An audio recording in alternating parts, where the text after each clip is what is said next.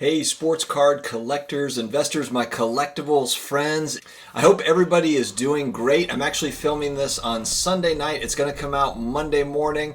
I just finished up watching my New Orleans Saints wrap up the 2 seed. Unfortunately, Green Bay had to win as well. It's actually the first time that an NFC South team has wiped the slate with the rest of the division.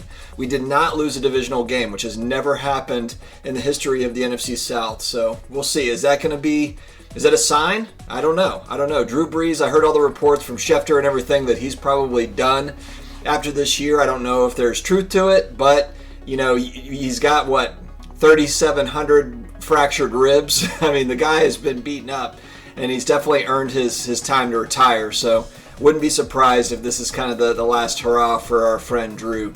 But today, guys, we are going to be talking about hobby news. It's the weekly show that we do.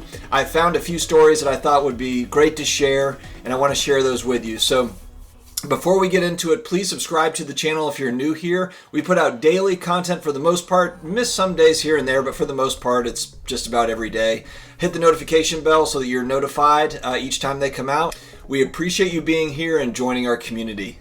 All right, guys, on Sports Collectors Daily, there is an article where it's going through some upcoming sets, some new sets that are coming out. For all the hockey fans out there, there are 3 hockey sets that are coming out here in the next couple weeks. I know a lot of hockey fans are probably already aware of them, but we've got some new hockey coming in right before the hockey season starts. They did announce that hockey will be happening this year, and so I don't know if can the Tampa Bay Lightning repeat? Or do you see somebody else winning the cup this year? Let me know in the comments. I'm also excited, actually. This is not necessarily a set to invest in, I don't believe, although I'll take feedback on it. I'm a big fan of football cards, vintage football cards for the most part. I do have some Saints stuff that's not vintage. I've got Drew Brees, I've got Alvin Kamara stuff.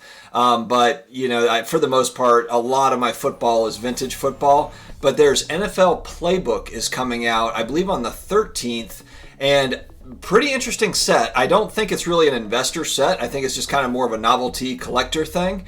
It's looking like it's approximately about $350 for a box. There are no base cards from what this article says. It's one pack in a box, and I believe there is 4 cards in it, and it's all made up of mem cards and autos. So it's really all kind of inserts, mem cards, and autos. But the playbooks are really, really cool. And I'll put a picture up of what it looks like. I believe it's a 201 that they've got as an example. But the playbooks are awesome. I mean, if you were going to display that somewhere, I think that would be really cool to have. So that's one where, kind of a cool collector set that's coming out. Let me know if that's a set that you've bought in the past or that you collect, or if it's a good investment set and I'm just not aware of it. Typically, football cards they lag behind, baseball and basketball cards from what I've seen as far as, investment type stuff. But I'd like to hear your feedback if that's a set that you've collected in the past or you've done well buying and selling in the past for that particular set. I found a really good article on sportingnews.com, and this one was about a week ago, and it's basically talking about, it's titled up at Baseball Card Collections Are Expanding in 2020 or something to that effect. I'm going to put kind of a picture of it up as well. But there was one really, really kind of heartwarming story involved in it. It kind of hit me a little bit because I could kind of relate to it a little bit with my own family, or I just thought about my own family. But essentially talks about this guy, Derek Harlan, who growing up had a really good friend named Alex Wellmaker, who was kind of quirky, is what the article says, and basically just struggled growing up in school and everything. And for those who don't know, I have a son. My youngest has autism, and he is kind of quirky, and so I thought about him, when I was reading this.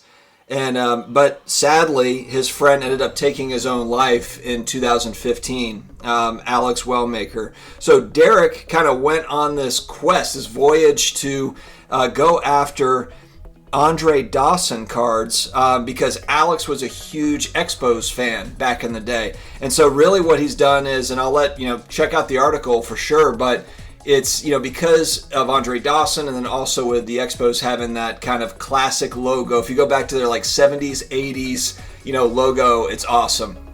I actually remember, it's kind of like funny sidebar, just thought of talking about the expos. But I remember in 1987 we would go to Kmart and they had the Coke Ices, and they actually had like each week they would have different Major League Baseball cups that were like collector cups, and I remember I did get, like, I wanted an Expos cup because I really liked the colors, I really liked the logo that they had back then. So I can kind of relate to that. It's just an iconic logo, and then so essentially Alex was a huge Andre Dawson fan, and so Derek just went on, he went out and tried to find every type of mainstream card for Andre Dawson, so no inserts, but in a PSA 10. And the way the article goes, basically he's still collecting that set.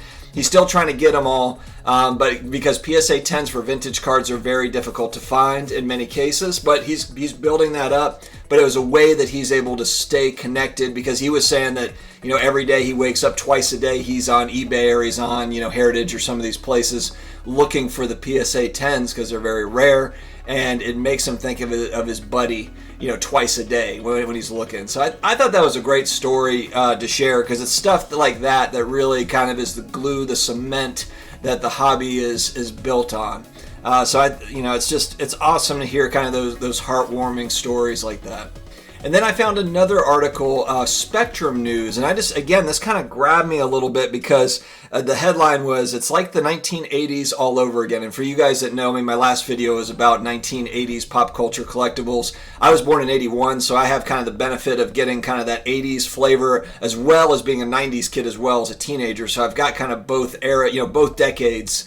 I experienced them both, and they were both awesome. So, but this was just a great article, how it just kind of talks about sports cards making a comeback, and it just kind of shines a light on the last 12 months. And for me personally, I know a lot of my friends too, some of my friends that have gotten into sports cards, gotten back into sports cards and sports memorabilia stuff, their lives have slowed down. Everything has slowed down.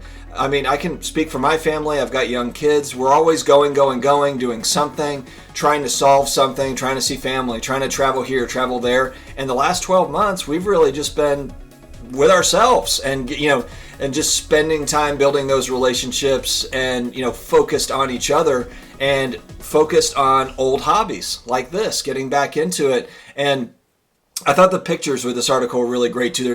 There's a signed jersey that's mentioned in this article as well, that I thought, and the guys kind of like, they're talking about, it wasn't Antoine Jameson, I can't remember the name of it that was mentioned, but essentially it's a college jersey of when they won the national championship in 1996. But, it gives you, that sports memorabilia, especially if it's game used or whatever it is, it's like you're there. It's like you're back again in that time period, and you're connected to a game. Maybe you saw it with your dad, or you saw it with your grandfather, your mom, or something. It's a sporting event where the family came together and was watching it, or maybe your buddies. A great time, that you remember, and then that item is kind of locked into that time period.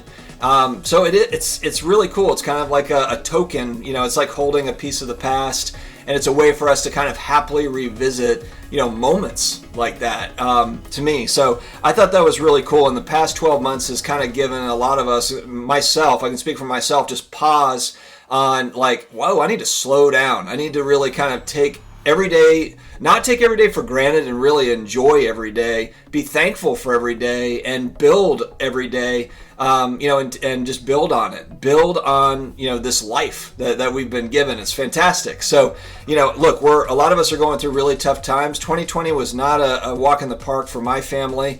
We had some ups and downs, but, we're still extremely, extremely lucky. And, these types of articles, it just kind of like, even though I'm disconnected from a lot of my friends and family right now, outside of like FaceTime and phone and text, it's nice to kind of connect with people through the channel, also kind of through these articles, and just stay kind of connected and build those relationships virtually if needed. So guys, thank you very much for joining. I appreciate it. Hope that you guys have a great week ahead. Stick with me. We're going to be back again tomorrow and the next day and the next day with more videos, more content. So guys, stay together, stay healthy, take care of one another. Have a great day.